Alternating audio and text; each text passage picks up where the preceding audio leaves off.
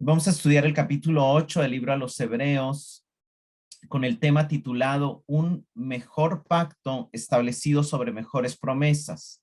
Dice Hebreos 8, verso 1, ahora bien, el punto principal de lo que venimos diciendo es que tenemos tal sumo sacerdote, el cual se sentó a la diestra del trono de la majestad en los cielos, ministro del santuario y de aquel verdadero tabernáculo que levantó el Señor y no el hombre. Porque todo sumo sacerdote está constituido para presentar ofrendas y sacrificios, por lo cual es necesario que también éste tenga algo que ofrecer. Así que, si estuviese sobre la tierra, ni siquiera sería sacerdote, habiendo aún sacerdotes que presentan las ofrendas según la ley, los cuales sirven a lo que es figura y sombra de las cosas celestiales, como se le advirtió a Moisés cuando iba a erigir el tabernáculo, diciéndole, mira, haz las cosas conforme al modelo que se te ha mostrado en el monte. Pero ahora tanto mejor ministerio es el suyo, cuanto es mediador de un mejor pacto establecido sobre mejores promesas. Porque si aquel primero hubiera sido sin defecto, ciertamente no se habría procurado lugar para el segundo. Hermanos, en el capítulo 7 vimos cómo el autor habló de la superioridad de Melquisedec sobre Abraham y sobre Leví, y luego pasó a hablar de la superioridad del sacerdocio de Jesús, que es sumo sacerdote según la orden de Melquisedec, por sobre el sacerdocio levítico. También vimos cómo ese cambio de sacerdocio produjo un cambio de ley. Los que tenemos como mediador a Cristo, ya no a los levitas, ya no estamos bajo la ley de Moisés, sino que ahora estamos bajo la ley del espíritu de vida, la ley perfecta de la libertad, la ley de Cristo. Y nos llamó mucho la atención que el autor le llama una mejor esperanza a esa nueva ley. Ahora, en este capítulo 8, él va a dar una razón más, quizá una razón aún más importante de por qué el sacerdocio de Cristo es mejor. Esa razón es porque es más real y más cercano a Dios que el anterior, pero luego va a pasar a mostrar algunas de las implicaciones que tiene el cambio de sacerdocio y el cambio de ley y cómo estas están relacionadas con el cambio de pacto, ¿verdad? Pacto, ley, sacerdocio son temas intrínsecamente ligados. Entonces él está empezando a hacer esas deducciones, ¿verdad? Primero nos mostró que cómo el sacerdocio cambió, eso nos lleva a la conclusión de que la ley cambió y ahora la siguiente conclusión es que el pacto también cambió. Y entonces, al hablar del pacto, él hace una afirmación donde él dice que este pacto es superior al anterior porque se basa en mejores promesas. Obviamente esa es una de las razones, pero no es el todo, ¿verdad? Es mejor porque tiene un mejor mediador, es mejor porque tiene una mejor ley, es mejor porque tiene un mejor sacerdocio, pero también es mejor porque está basado en mejores promesas. Los primeros dos versículos son como una introducción a todo lo que él va a tratar desde el capítulo 8 hasta el capítulo 9. Desde el capítulo 8, digamos, la primera parte del capítulo 8, del 3 al 6, se habla del santuario terrenal y su ministerio. Luego pasa a hablar del primer pacto, de los versos 7 al 13. En la primera parte del capítulo 9 va a hablar de la adoración bajo ese primer pacto, para después pasar a hablar de la adoración bajo el nuevo pacto, un poco más a detalle el nuevo pacto en el 9 del 15 al 23 y para terminar hablando del santuario celestial y su ministerio en el 9 del 24 al 28. Aquí en el 1 lo está mencionando, pero solo como una introducción. Ahora, lo que vamos a ver en esta noche, que es el capítulo 8, tiene 3 puntos principales. El primer punto, bueno, la introducción son los primeros 2 versos. El primer punto es que el nuevo sacerdocio es mejor porque es ejercido en los cielos, en el santuario real y celestial. Eso lo vamos a ver de los versos 3 al 5. Luego los versos 6 al 12 vamos a ver que el nuevo pacto es mejor porque está establecido sobre mejores promesas. Y luego en el verso 13 vamos a ver cómo el antiguo pacto ha sido tomado por Dios como obsoleto, como anticuado y está próximo a desaparecer. Empecemos con la introducción capítulo 8, versos 1 y 2. Dice, ahora bien, el punto principal de lo que venimos diciendo es que tenemos tal sumo sacerdote, el cual se sentó a la diestra del trono de la majestad en los cielos, ministro del santuario y de aquel verdadero tabernáculo que levantó el Señor y no el hombre. Hermanos, aquí el autor pasa a relacionar la superioridad del sacerdocio de Cristo, de lo cual él ya viene hablando en el capítulo 7, pero lo pasa a relacionar con los temas del santuario y del pacto. Ya lo relacionó con el tema del orden, con el tema de la persona de Melquisedec, con el tema del alcance. El primer pacto no logró perfección, el segundo pacto sí, pero aquí lo pasa a relacionar con dónde oficia el sacerdote. Y entonces dice que el punto principal, ahí la palabra griega es kefalaion, que puede en el griego entenderse de tres maneras. La primera forma en que se entiende y la más común es cuando se habla del punto principal de algo. Una segunda manera en que se entiende es un resumen o un sumario de un documento. Y una tercera forma también tiene que ver con el ejemplo supremo de algo o la afirmación suprema, que de alguna manera es similar al tema del punto principal. Y de alguna manera aquí tal vez más conveniente sea entenderlo como la afirmación suprema de todo el libro. El libro tiene 5 exhortaciones y es lo que él menciona al final, que toleren esas advertencias, esas exhortaciones. Pero aquí, en este capítulo, él está diciendo que el punto principal del libro, su tema principal, es la superioridad del sacerdocio de Cristo por encima del sacerdocio levítico. ¿Por qué? Porque como sabemos, la audiencia estaba siendo tentada a volverse al judaísmo porque estar en el cristianismo conllevaba persecución, conllevaba menos oportunidades políticas y económicas y conllevaba mayor riesgo y menor comodidad. En cambio, estar en el judaísmo, que era una religión aceptada por Roma, pues no tenía todos esos inconvenientes. Sin embargo, el autor está mostrándoles que no pueden dejar lo mejor por lo peor, que aunque tenga esos inconvenientes, el cristianismo está muy por encima del judaísmo en todos los sentidos. Y de alguna manera, pues ya vimos algunos, ¿verdad? El tema de la perfección, el tema de Melquisedec, y en este momento él viene y dice, vean lo que dice, el punto principal de lo que venimos diciendo es que tenemos tal sumo sacerdote, y ese tal lo tenemos que entender como tan grande, tan real, tan verdadero. Tenemos un tan gran sumo sacerdote, un tan perfecto sumo sacerdote, un tan excelente sumo sacerdote. Aquí esa palabra tal nos hace recordar Juan 3:16, porque de tal manera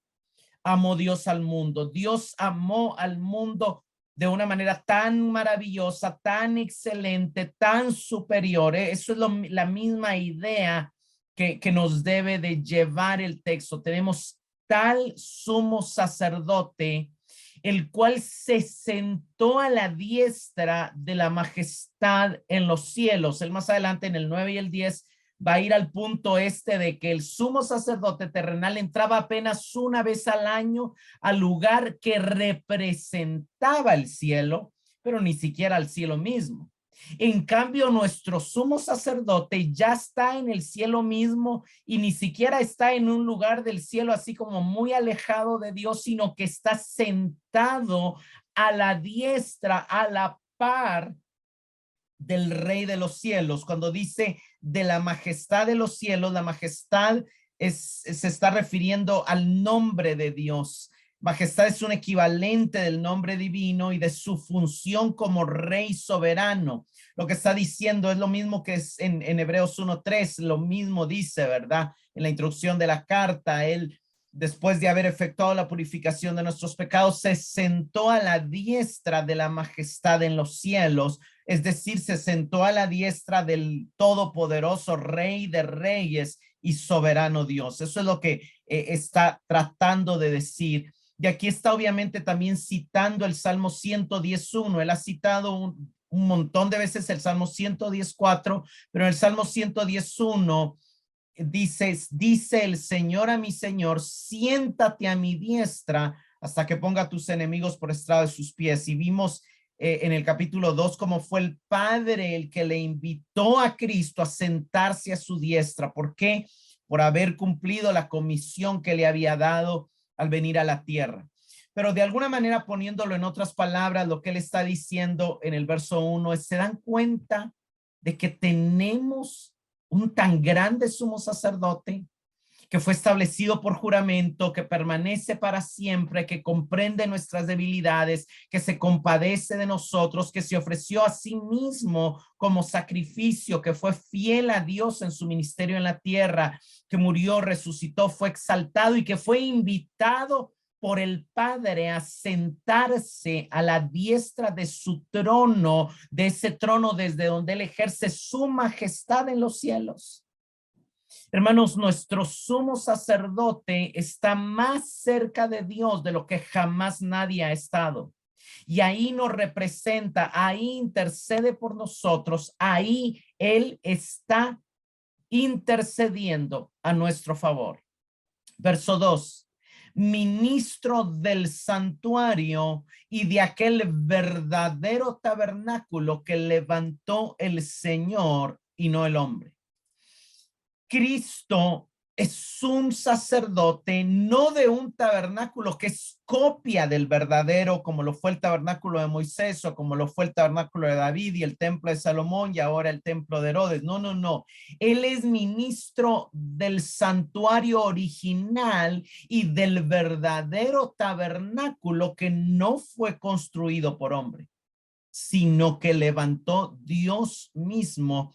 Y obviamente aquí el autor nos está llevando al cielo y nos está abriendo el entendimiento, mostrándonos que hay un santuario en el cielo, hay un tabernáculo en el cielo. ¿Por qué hay un tabernáculo en el cielo? Pues el autor no nos lo dice, pero obviamente él tampoco se lo está inventando, sino como vamos a ver, él lo está descubriendo en Éxodo 25, donde Dios le dice a Moisés, haz el tabernáculo según el modelo que te fue mostrado en el monte. Y lo que a Moisés se le mostró en el monte era la realidad celestial, la realidad celeste. Hay un verdadero tabernáculo en el cielo, hay un arca del pacto en el cielo, hay un santuario verdadero en el cielo que Dios mismo construyó para mediar su comunión con sus criaturas, con los ángeles, con los querubines, con los serafines. Y como los hombres no tenían acceso a ese ámbito espiritual, a Moisés le mostraron ese tabernáculo para que él hiciera uno semejante, uno similar, una copia, para que los hombres también pudieran tener comunión con Dios. Pero Cristo es el sacerdote de este verdadero tabernáculo. Hermanos, el sumo sacerdote que tenemos es superior porque no ministra en la copia, sino que en el tabernáculo original y real. Algunos han criticado al autor a los hebreos y algunos desde una falta de entendimiento han dicho de que aquí él estaba siendo influenciado por la teoría de Platón. Platón creía que había un mundo de las formas y un mundo de los sentidos y que el mundo de las formas era perfecto y que el mundo de los sentidos era imperfecto. Y entonces de ahí viene una doctrina herética que se llamó el gnosticismo, que decía que todo lo espiritual era bueno y toda la materia era mala. Entonces, habían dos extremos de gnosticismo, como la materia era mala, el cuerpo es malo y hay que castigarlo y hay que pegarle y hay que hacer un montón de ayunos y penitencias y y ciertas cosas, y había el otro extremo, ¿verdad? Como el cuerpo no importa porque de todos modos va a desaparecer y se va a morir y solo el espíritu ya resucitó y solo eso va a seguir existiendo, entonces usted puede pecar, usted puede hacer lo que quiera, usted puede comer mal, usted puede, porque todo eso no es bíblico, ninguno de los dos extremos es ni bíblico ni sano. Pero realmente aquí el autor no tiene ninguna influencia ni de Platón, ni del gnosticismo, ni ninguna influencia gnóstica, sino que lo que él está diciendo es que solo lo celestial tiene un valor eterno, pero no, él no está diciendo que lo terrenal es malo, él no está diciendo que el cuerpo es malo, él no está diciendo que el primer tabernáculo era maligno y que había que destruirlo, no, lo que él está diciendo es que lo terrenal tiene más limitaciones que lo celestial. ¿Por qué? Porque lo que es espíritu, lo que es espiritual, pertenece al ámbito del espíritu y no está sujeto a las leyes que sujetan a la materia, la ley de la entropía, del caos, del desorden, de la destrucción. Claro, hay leyes de conservación, de masa, energía, pero hay un caos en medio de lo terrenal. Entonces, lo que él está diciendo es que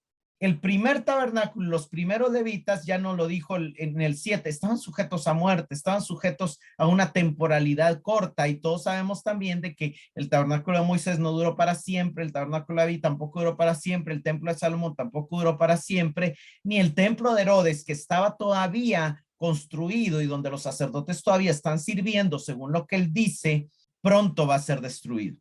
Él no está diciendo que lo espiritual es bueno y lo terrenal es malo. Lo que él está mostrando es que obviamente lo celestial y espiritual tiene un valor que no se compara con lo terrenal, porque lo terrenal es temporal de acuerdo a su naturaleza, pero lo espiritual, por ser espiritual, es eterno. Y eso incluye, y él obviamente cuando eso se entiende en el concepto bíblico, hay una parte de nuestra naturaleza que es eterna, que es nuestro espíritu, y eso no nos hace no ser malos. Hay una parte de la creación que Dios creó por su espíritu que va a permanecer, aunque vino caos, aunque vino desorden. Dios lo que va a hacer con la tierra no va a ser destruirla y eliminarla completamente, sino purificarla para restaurarla a su diseño original. La materia es buena, lo que Dios creó es bueno, la creación es buena, todo lo que Dios ha hecho es bueno. Lo malo fue el mal que vino desde que nuestros padres comieron del fruto del bien y del mal, y el mal impregnó toda esta creación. Pero el mundo sigue siendo sostenido con el poder de la palabra de Dios. Eso lo dice el autor a los Hebreos en los primeros versos, y lo que sostiene el mundo es el espíritu, es lo eterno, es lo espiritual. Entonces, cuando está diciendo aquí que Cristo es ministro del verdadero tabernáculo, el verdadero tabernáculo es verdadero porque es eterno y porque fue edificado por Dios mismo, es lo que él está diciendo. Verdadero implica genuino, es decir, de un valor efectivo. Y aquí el autor no está diciendo que el tabernáculo terrenal es falso, sino que está diciendo que es imperfecto, que es simbólico, que ha estado sujeto a destrucción en la historia. Él no está hablando de conceptos filosóficos, él está trayendo a luz la historia de Israel, la que es bien conocida por los judíos. El tabernáculo no fue eterno, ni los levitas fueron eternos, ni los sacrificios cubren el pecado para siempre. O sea, esos son realidades eh, que no son cuestiones filosóficas, digamos. Y el ejemplo aquí, ¿verdad? Es que también nosotros estamos sujetos a cosas buenas y a cosas mejores, ¿verdad? O sea, comer es bueno, ¿verdad? Pero hay ciertas comidas que no te nutren y que no te deleitan, que no te causan el mismo placer, que no tienen el mismo sabor que otras comidas. O sea, es mejor elegir lo mejor, lo superior, lo de mejor calidad en todo sentido, ¿verdad? Hay ropa que te viste, pero hay cierta ropa más cómoda, más fresca que otra, ¿verdad? Y etcétera, etcétera. Digamos, podríamos poner muchos ejemplos, pero el concepto, vuelvo a la carga, no es filosófico, sino es de comparación entre dos cosas buenas, una imperfecta y otra eterna, espiritual, verdadera, genuina, eficaz. Entonces ahí es donde él empieza a hacer estas comparaciones, ¿verdad? Y entonces en el verso 3 al 5 él regresa a hablar un poquito de este ministerio anterior del antiguo pacto. Verso 3. Porque todo sumo sacerdote está constituido para presentar ofrendas y sacrificios, por lo cual es necesario que también éste tenga algo que ofrecer. Así que si estuviese sobre la tierra, ni siquiera sería sacerdote, habiendo aún sacerdotes que presentan las ofrendas según la ley, los cuales sirven a lo que es figura y sombra de las cosas celestiales, como se le advirtió a Moisés cuando iba a erigir el tabernáculo, diciéndole, mira, haz todas las cosas conforme al modelo que se te ha mostrado en el monte. Volvamos al verso 3, dice, todo sumo sacerdote está constituido para presentar ofrendas y sacrificios, por lo cual es necesario que también tenga algo que ofrecer. Miren, hermanos, esto es importante. Una de las cosas que tenía que hacer el sacerdote era presentar ofrendas y sacrificios. O sea, eso era uno de las cosas específicas obligatorias en el servicio sacerdotal. ¿Por qué eso es importante? Porque después vamos a ver que nosotros somos sacerdotes en el nuevo pacto y entonces hay algo que nosotros tenemos que ofrecer. O sea, aparte de ejercer y de vivir nuestra vida cristiana, es que hay algo que nosotros le tenemos que ofrecer a Dios. Obviamente, aquí el autor está hablando de ofrecer algo que en su momento en el antiguo pacto procuraba el perdón y la remoción del pecado. Ese era el centro del culto, remover lo que nos aleja de Dios. Estas líneas subrayan la importancia que el autor le da al culto en el argumento completo del libro. Él está obviamente hablando de Jesús y dice Jesús también fue establecido como su sacerdote, ¿no? Ya nos dijo en Hebreos 5, 5 y 6. Y esto quiere decir que Dios también le designó para ofrecerle algo. Y de eso va a hablar en detalle más adelante en el libro, pero veamos Juan 3, 16 y 17. Porque de tal manera amó Dios al mundo que ha dado a su Hijo unigénito, para que todo aquel que en él cree no se pierda, mas tenga vida eterna. Porque no envió Dios a su Hijo al mundo para condenar al mundo, sino para que el mundo sea salvo por él. Pues claramente Dios dio a su Hijo. Y Dios dio a su Hijo para que él ofreciera algo. Aquí Juan no nos lo dice, pero claramente dice, va a ofrecer algo o vino para salvar al mundo y para darle vida eterna. O sea, está implícito en el tema de Juan. Obviamente más adelante Juan en el Evangelio nos lleva a la cruz. Y aquí el autor a los Hebreos tiene este pensamiento, ese tal amor, esa tal manera en la que Dios amó y ese tal sumo sacerdote que tenemos, que tenía algo que ofrecer. Verso 4. Así que si estuviese sobre la tierra, si Jesús todavía estuviera entre nosotros, él dice, ni siquiera sería sacerdote, porque todavía hay sacerdotes en el templo de Jerusalén que presentan las ofrendas según la ley. Obviamente el autor dice esto unos cuantos años antes del año 70, pero en el año 70 se destruyó el templo y ya no hubieron sacerdotes y ya no se presentó sacrificio nunca jamás, ¿verdad? Los fariseos empezaron a ver de qué otra manera la gente podía cumplir y qué cosas podían como sustituir los sacrificios en base a las escrituras proféticas, y ahí entonces siguió existiendo el judaísmo, pero ya sin sacrificios y sin sacerdotes. Verso 5. Los cuales sirven a lo que es, o sea, estos sacerdotes que presentan todavía sacrificios en el templo de Jerusalén, ellos sirven a lo que es figura y sombra de las cosas celestiales, como se le advirtió a Moisés cuando iba a erigir el tabernáculo. Miren, hermanos, lo que el autor está diciendo aquí claramente es que los levitas sirven a lo que es figura y sombra. Y la palabra figura es la palabra griega hipodeimati, que significa patrón o ejemplo. Y una de los pasajes donde se usa es en Juan 13, del 14 al 15. Pues si yo, el Señor, y el maestro les he lavado los pies, también ustedes deben lavarse los pies los unos a los otros. Les he puesto el ejemplo para que hagan lo mismo que yo he hecho con ustedes. La palabra que se traduce aquí, ejemplo, es la misma palabra. ¿Qué hizo Jesús? Hacerlo él mismo para que fuera una figura, para que fuera un ejemplo, para que fuera un patrón a seguir.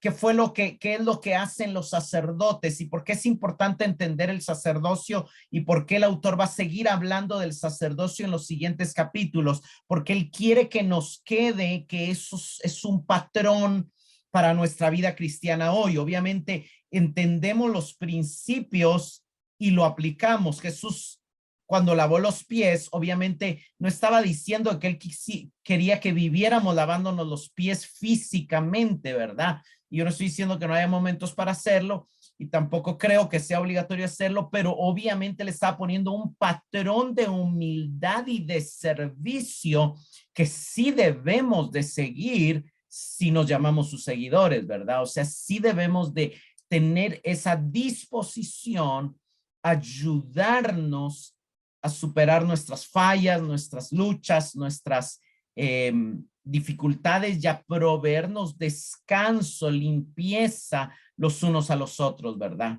Y la siguiente palabra es que sombra, es del griego esquia, que significa sombra, proyección o presagio, y se usa para referirse a una sombra proyectada por un objeto con límites claramente percibidos. No importa los detalles dentro del objeto, pero la sombra nos da los límites percibidos.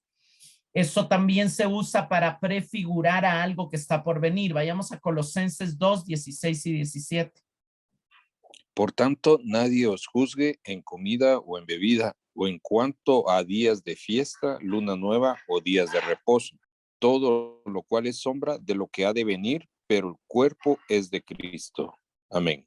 En el inicio de la iglesia fue difícil entender si había que seguir guardando el día de reposo, si había que seguir comiendo solo la comida permitida por Levítico. Y Pablo da a entender, señores, eso era sombra, eso ya no está vigente porque eso era parte del nuevo pacto de lo que es sombra.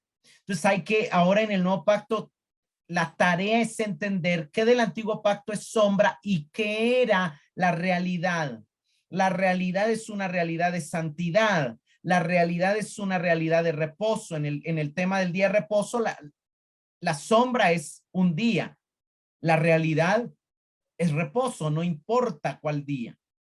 En el tema de comida, la sombra es santidad.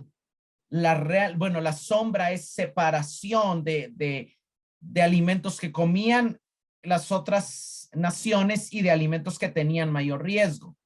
La realidad es apartarnos de lugares y de personas y de actividades que arriesgan nuestra comunión con Dios. Entonces, Pablo dice, esto era sombra, entonces fijaba límites, pero no es que todo se tenga que seguir igual ni se administre igual.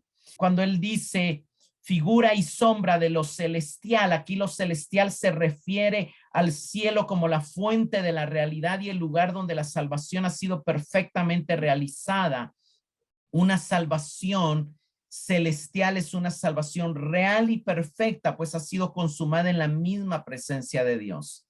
Entonces, todo esto donde los levitas servían, la cortina, el altar del incienso, el altar de bronce, es importante entenderlo, sí, pero es importante entender que era sombra, era figura, proyectaba un principio, enseñaba un principio, un fundamento, pero no es la realidad y no debemos quedarnos con la sombra. Tendremos que avanzar a la realidad ya que ya vino la realidad.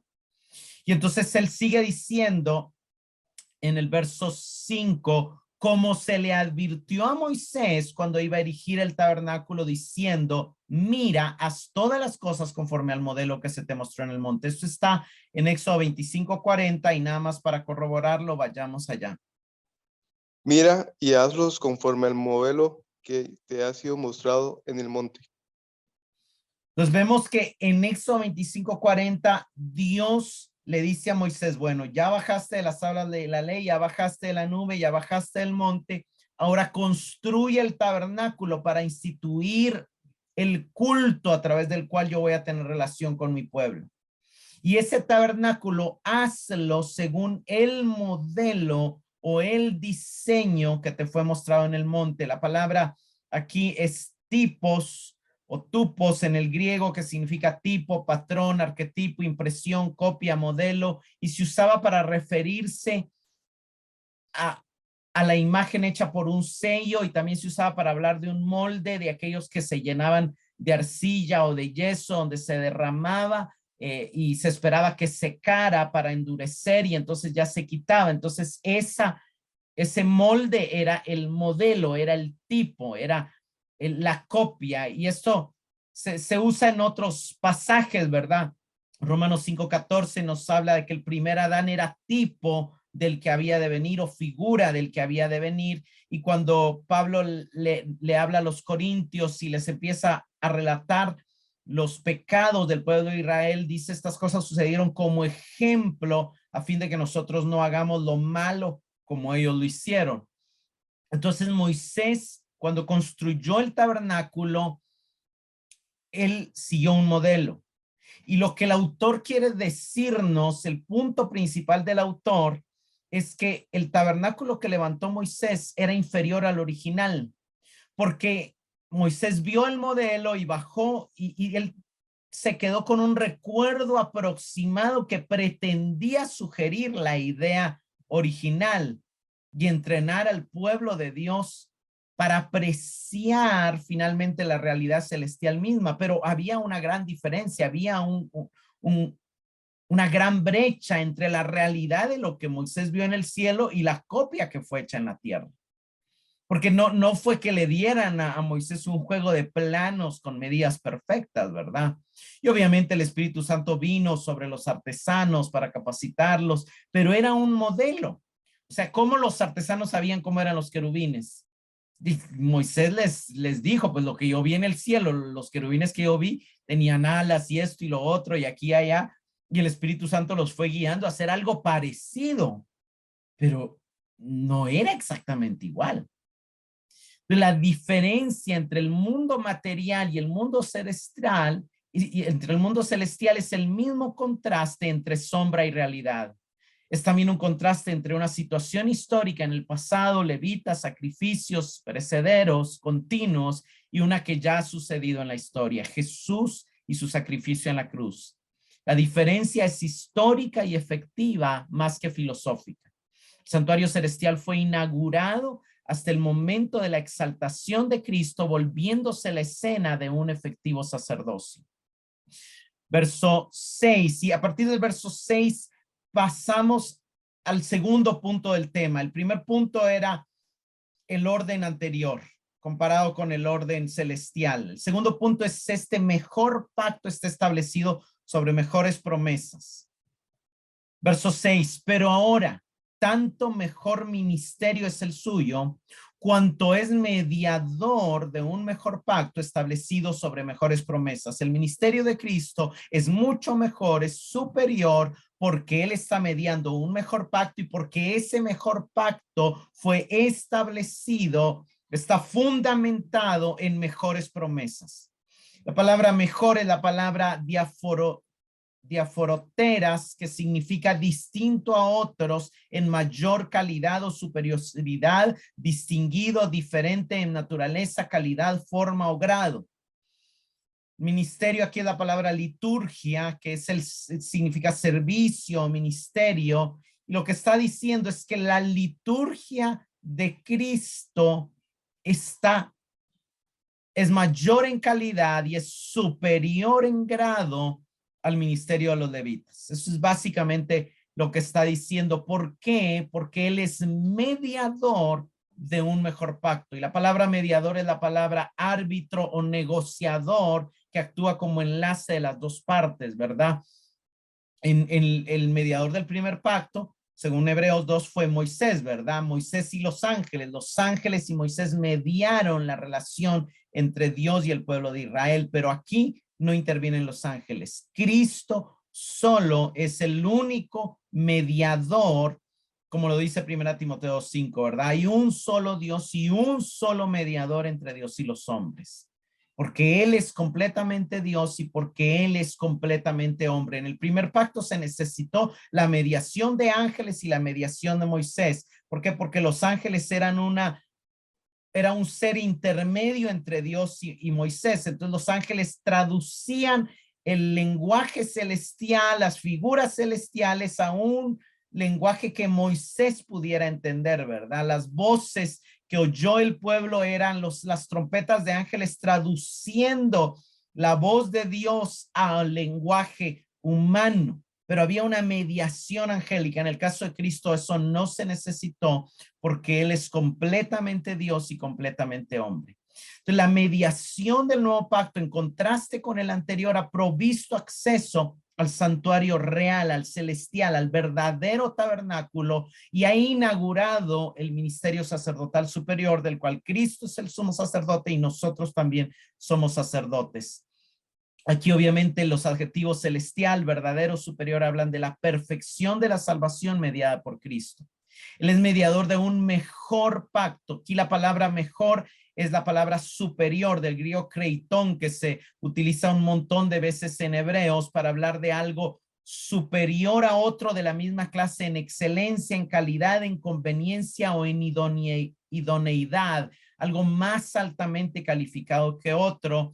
Y pacto, pues es una palabra que se refiere en el griego diatekes al acuerdo contractual entre dos partes, que requiere una acción vinculante de una o de ambas partes, pero a menudo una parte era más alta que la otra en el acuerdo. Hermanos, el nuevo pacto requería un nuevo mediador, mejor que el anterior, porque era un mejor pacto, y Jesús vino a ser ese nuevo mediador. Sí, sin la mediación, como ya expliqué, de los ángeles. Establecido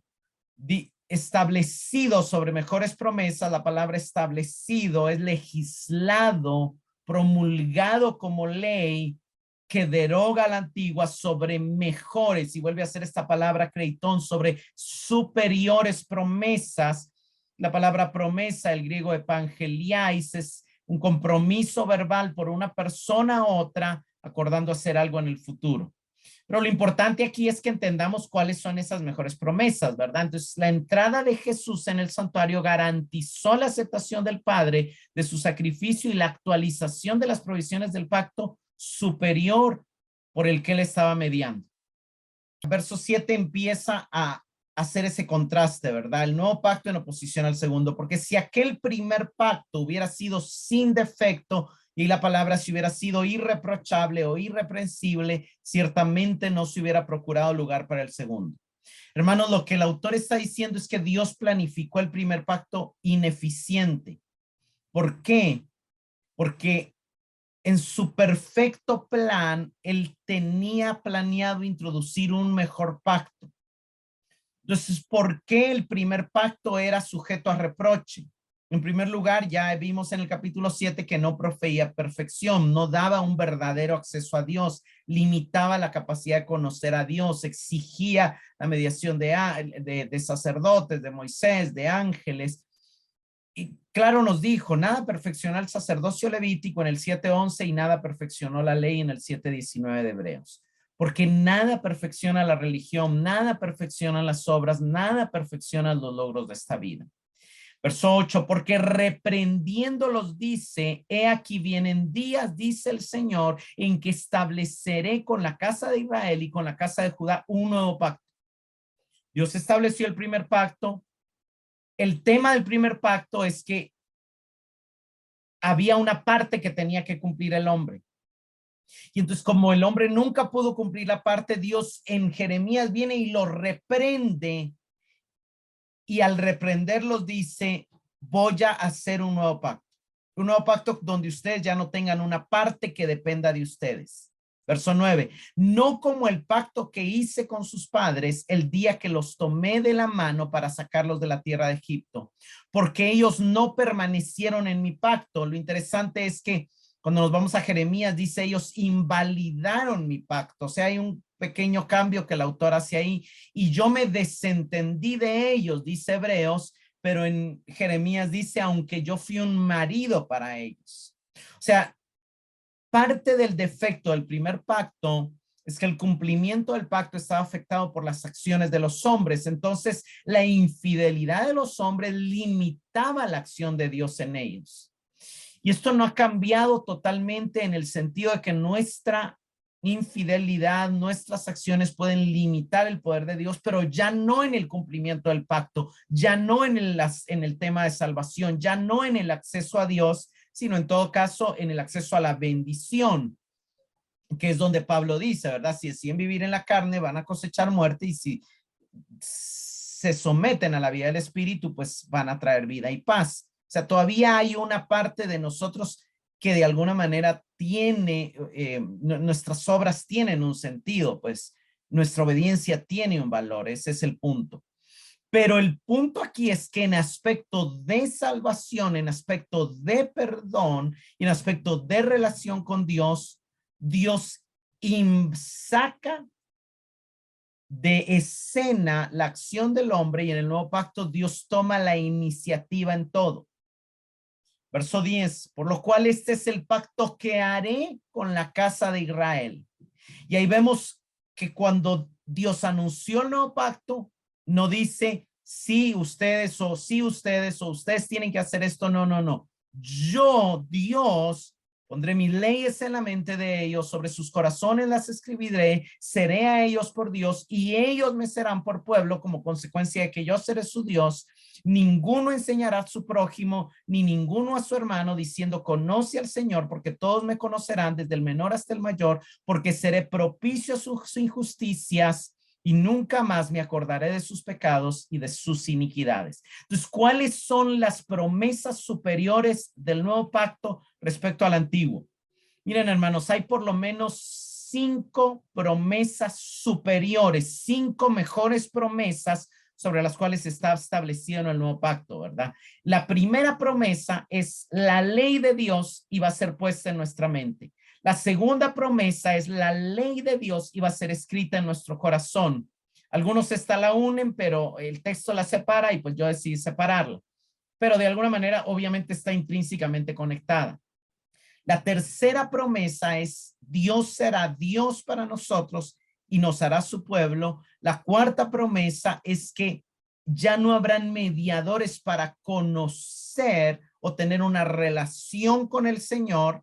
Esto lo vamos a explicar. Y la cuarta es el perdón total. La quinta promesa es el perdón total y completo. Total y completo. Esa promesa es maravillosa. Entonces veamos la primera promesa. Pondré mis leyes en su mente. Hermanos, esta es la máxima afirmación del nuevo pacto. La presencia de la ley en la mente de los creyentes como un don de Dios.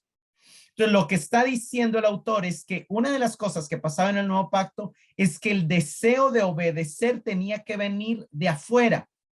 Si me obedecieres, yo enviaré estas bendiciones sobre ti. Entonces, el que quería la bendición anhelaba obedecer, pero había algo en él que no quería obedecer. Y entonces generalmente terminaban obedeciendo, o como lo vemos en la historia de todos los reyes, empezaban bien, empezaban a obedecer, pero luego cuando ya estaban sentados en el trono, se les olvidaba obedecer, se hacían fuertes, terminaban desobedeciendo y perdían todo, o sus hijos perdían todo, ¿verdad? El caso de Salomón, de Jeroboam y de muchísimos otros, ¿verdad? Entonces, vayamos a Romanos 7 del 22 al 25 para ver cómo eso se cumplió ya en nosotros. En mi nombre, el interior se siente muy de acuerdo con la ley de Dios, pero advierto en mis miembros otra ley que lucha contra la ley de mi espíritu, y paso a ser esclavo de esa ley del pecado que está en mis miembros. Infeliz de mí, ¿quién me librará de este cuerpo de muerte? Gracias sean dadas a Dios por Jesucristo nuestro Señor. En resumen, por mi conciencia me someto a la ley de Dios, mientras que por la carne sirvo a la ley del pecado. Ahora, hay que aclarar lo que Pablo dice aquí y lo que el nuevo pacto dice. El nuevo pacto no es que ya no vamos a tener instinto pecaminoso. En la carne seguimos teniendo instinto pecaminoso. Pero Pablo en Romanos 7 habla del hombre interior o del espíritu y lo compara con la mente y le llama mente en el verso 23 y en el verso 25. Entonces Pablo dice que ahora su mente, ahora la fuente de sus pensamientos de un nacido de nuevo ya no es el alma, ya no es la carne, sino es el espíritu. Hay una capacidad de entendimiento, hay una capacidad de raciocinio, hay una apertura de ojos que se dio al recibir la nueva vida, que en la mente, en el espíritu, nos deleitamos en la ley de Dios, aunque en la carne hay una ley que se revela contra la ley de esa mente. Pero por la obra de Jesucristo, verso 25, con la mente servimos a la ley de Dios. Aunque si nos descuidamos, nuestra carne puede terminar sirviendo a la ley del pecado. Pero esa es una promesa mejor que ya se cumplió y que eso no nos hace perfectos ni impecables, pero que ya cambia el deseo de obedecer a Dios y de amar a Dios y de seguir a Dios. Ya no viene de afuera, sino viene de adentro del espíritu, que es también la mente, porque es lo que gobierna ahora o debe ser lo que gobierna mi cosmovisión, mis pensamientos, mi lectura del mundo, mi lectura de la realidad, mi lectura de mí mismo. ¿Por qué? Porque al pasar a ser creyente, yo empiezo a anhelar y a desear la palabra de Dios y eso empieza, y entonces estoy constantemente renovando mi mente y entonces mi mente está buscando seguir a Dios y obedecerle. La siguiente promesa es que Dios iba a escribir sus leyes en nuestros corazones. Vayamos a 2 Corintios 3, 2 y 3.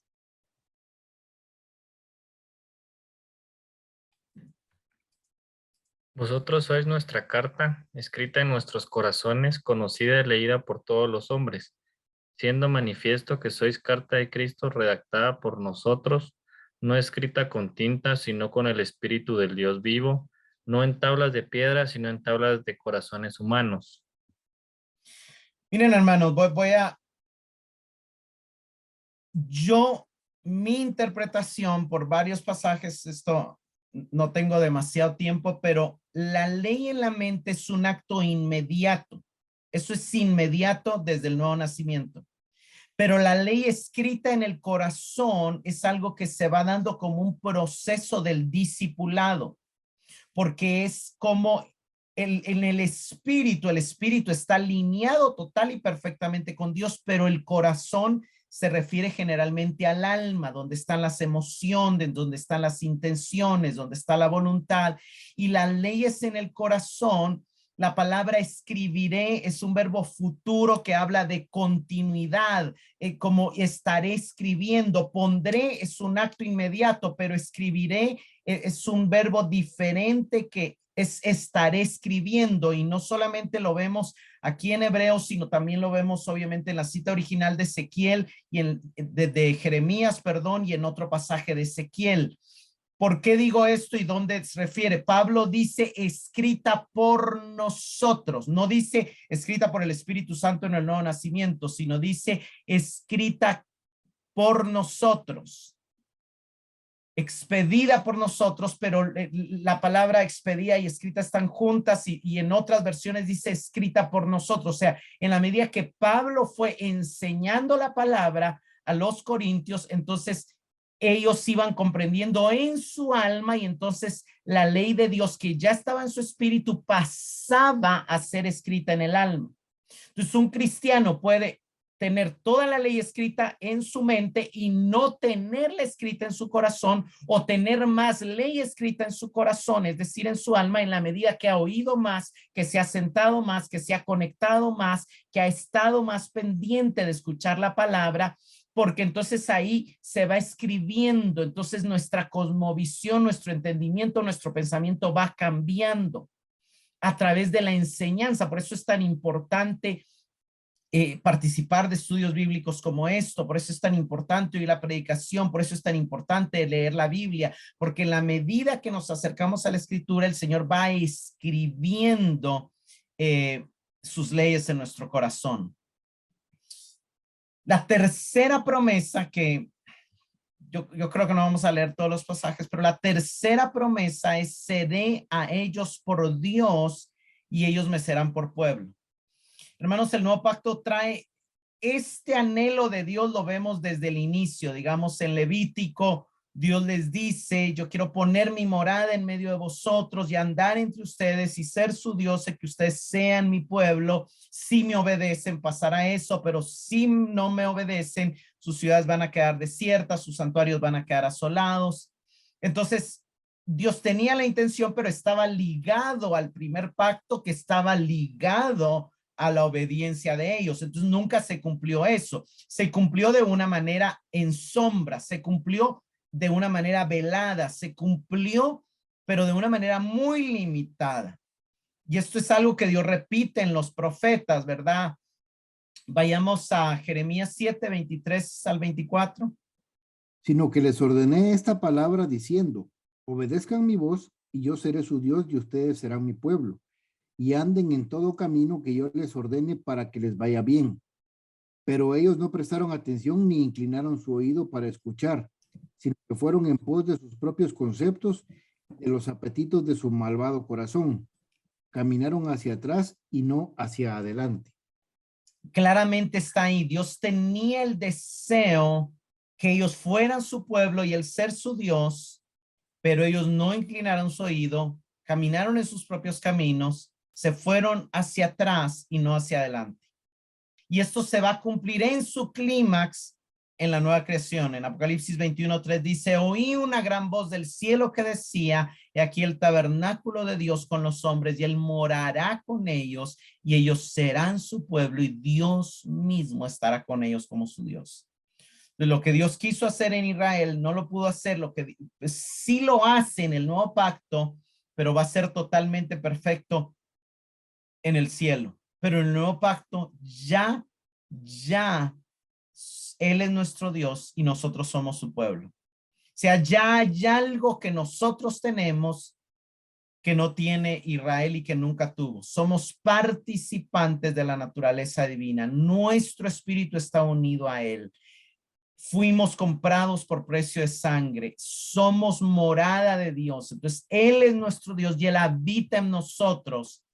1 Corintios 6, los últimos versículos, Pablo cita estos versículos como el cumplimiento de esta promesa. Y Pablo dice: somos el templo de Dios y se ha cumplido en nosotros. Habitaré entre ellos y seré su Dios y ellos serán mi pueblo. Entonces ya es una promesa ya cumplida en nuestra época. La cuarta promesa es: ninguno enseñará a su hermano diciendo conoce al Señor, porque todos me conocerán. Miren, hermanos, aquí quiero explicar. La promesa no dice ninguno enseñará la ley a su hermano, o ninguno enseñará la Biblia a su hermano, o no habrán pastores y maestros en la iglesia. No. Cristo dijo que la iglesia necesitaba de pastores y maestros. Lo que el texto está diciendo y lo que la promesa está diciendo es que la relación con Dios no va a depender de los pastores y de los maestros. Que el conocimiento de Dios no va a depender de otro ser humano. Todos me conocerán. Lo que Dios está diciendo es: me revelaré personal, directa y cercanamente a cada uno de ellos. Les voy a hablar a través de los pastores, les voy a hablar a través de los maestros, pero ellos directamente van a poder sentir mi presencia. Ellos directamente van a saber que soy yo el que les estoy hablando. Ellos directamente van a poder escuchar mi voz. Usaré medios, usaré personas, pero ellos sabrán en su interior que soy yo, su Dios, hablándoles. No está negando la enseñanza, está diciendo de que usted va a conocer al Señor en su interior y va a tener la certeza y el testimonio interior en el espíritu de que esto que yo les estoy enseñando es palabra de Dios, de que usted es hijo de Dios, de que Dios murió por usted. Yo se lo puedo decir: Cristo murió por usted y lo ama, pero si el Señor no le conoce a usted y usted no lo siente, que realmente usted dirá: y Gustavo me puede estar engañando, o cualquier otro. Pero no, la promesa no quiere decir que nadie le va a enseñar Biblia. Lo que va a decir es que nadie le va a llevar a conocer al Señor por terceros. Todos lo conoceremos directa y personalmente. Hermanos, esa es una gran promesa sobre la cual está establecido el nuevo pacto. Y la última promesa es perdón completo. Seré propicio a sus iniquidades, o perdonaré su maldad, tendré misericordia de ellos, perdonaré sus pecados y sus injusticias, y nunca más me acordaré de sus pecados y de sus iniquidades. Aquí la gracia redentora alcanza su cenit, su máximo punto, es la realización final y completa de la promesa de salvación. Miqueas 7, 18 y 19. ¿Qué Dios como tú, que perdona la maldad y olvida el pecado del remanente de su heredad? No retuvo para siempre su enojo, porque se deleita en misericordia. Él volverá a tener misericordia de nosotros, sepultará nuestras iniquidades y echará en lo profundo del mar todos nuestros pecados. Los va a echar en lo profundo del mar y no se va a acordar de ellos. Eso es maravilloso. Efesios 1:7 nos dice: en quien tenemos redención por su sangre, el perdón de pecados según las riquezas de su gracia. Hermanos, estas son las mejores promesas sobre las cuales está establecido el mejor pacto. Y termina el verso 13 diciendo: al decir nuevo pacto, ha dado por viejo al primero, y lo que se da por viejo y envejece está próximo a desaparecer. Hermanos, el antiguo pacto fue tomado por Dios como obsoleto, y en el momento en que el autor escribe la carta, estaba próximo a desaparecer, porque estaba próximo a suceder la destrucción del templo de Jerusalén, y ya no se iban a poder ofrecer sacrificios, ya no iban a seguir funcionando los levitas, y Dios ahí estaba diciendo: ya no les doy oportunidad que sigan. Les dio un tiempo mientras el evangelio se expandía, mientras la gente entendía, mientras la cosmovisión cambiaba. Pero el autor pone toda la atención en la palabra nuevo y dice: al decir nuevo, cuando Dios dijo nuevo a través de Jeremías, lo que Dios estaba diciendo es que el pacto hecho en el Sinaí iba a llegar a ser inservible y anticuado. Las leyes mosaicas y levíticas han sido cumplidas y sobrepasadas por Cristo. Y en la noche antes de ir a la cruz, Cristo, después de haber cenado, tomó la copa diciendo: esta copa es el nuevo pacto en mi sangre, que por vosotros es derramada. Jesús estaba anunciando la inauguración del nuevo pacto por medio del derramamiento de su sangre, e indirectamente estaba anunciando la desaparición del antiguo pacto.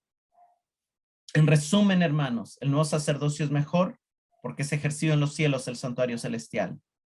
Es mejor porque Dios tomó como obsoleto el antiguo, y es mejor porque está establecido sobre mejores promesas. Como preguntas de reflexión, ¿habías considerado el cielo como la fuente y el origen de las realidades terrenales? ¿Aumenta este tema tu comprensión de lo superior que es el nuevo pacto, de lo grande, de lo grandiosa que es nuestra salvación, de lo grande que es el nuevo sacerdocio, la nueva ley, el nuevo mediador sobre el anterior? ¿De qué manera el nuevo pacto nos ayuda a obedecer a Dios? ¿Notas la diferencia? Que antes la motivación era externa y ahora la motivación está en nuestro espíritu, pero necesitamos seguir trabajando en la transformación de nuestra alma. ¿Vives aferrado a las mejores promesas del nuevo pacto para verlas hechas realidades en tu vida? ¿Vives aferrado a la promesa del perdón completo, a la promesa de Dios morando en ti, a la promesa de que puedes tener una relación directa, cercana y personal con Dios sin necesidad de un intermediario que te diga: aquí está Dios, te lo presento, sin mí no puedes hablar con él? O sea, ¿estás consciente de esas realidades? De que tu espíritu ya tiene toda la ley de Dios instalada. Hermanos, esta salvación es maravillosa y necesitamos dejar que Él siga escribiendo a través de estas enseñanzas y de la oración y del estudio personal de la palabra, que Él siga escribiendo en nuestra alma, en nuestro corazón, en nuestras motivaciones, sus leyes que ya están escritas en nuestro espíritu, donde Él mora. Señor, te damos gracias por este mejor pacto, por este nuevo pacto que está establecido sobre estas maravillosas, superiores y mejores promesas. Gracias, Señor, porque tú no eres ministro de un tabernáculo copiado, sino del genuino, del real, del verdadero, del celestial. Y nos das real acceso a un Dios real, a una comunión personal, directa y genuina con el Creador de los cielos y de la tierra.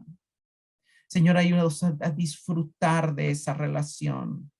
Haznos sensibles a la voz de tu espíritu. Haznos sensibles a tu voz. Permítenos crecer en nuestra amistad contigo, entendiendo que no necesitamos intermediarios para conocerte, para relacionarnos contigo, para hablar contigo, para orar a ti, para escucharte. Si necesitamos de los dones de los demás para seguir siendo edificados, pero para la relación contigo, tú dijiste que todos te conoceríamos y te alabamos y te adoramos por esa gran promesa. Gracias, Señor, también por el perdón completo de nuestros pecados, transgresiones e iniquidades, y porque decides no acordarte de ellos. Adoramos tu nombre y te exaltamos. Amén.